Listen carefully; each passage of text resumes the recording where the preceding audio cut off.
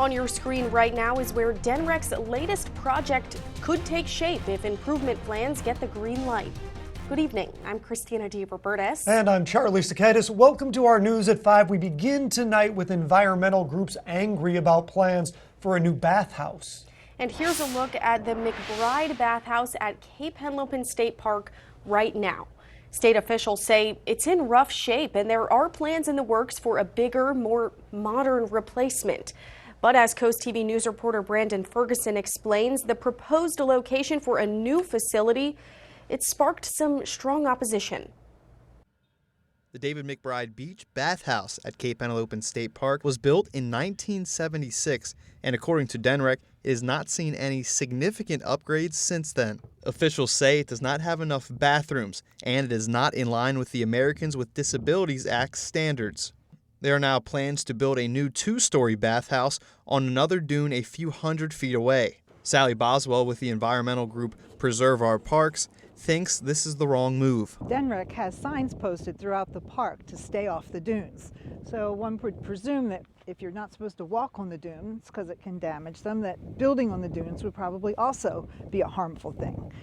And this isn't the first time plans to build on the dunes have been criticized. 2 years ago, a proposal for a restaurant in the same area was paused by Denrec after public outcry. Lingala suggests upgrading the existing bathhouse rather than building a new one. I don't think environmentally it's going to be sound. The dunes are sacred land around here, so I would propose personally to just fix up what we already have. You know, it's already an established area.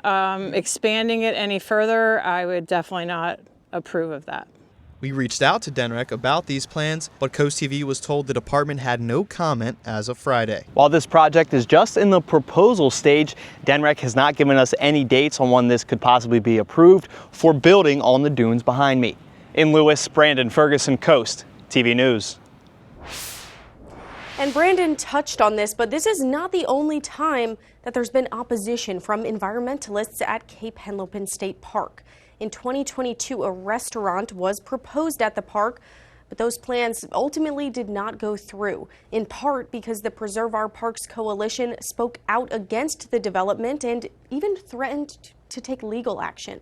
So let's go to our Coast TV poll for the evening. We want to know, how should Cape Henlopen State Park balance development? Let's take a look at the results.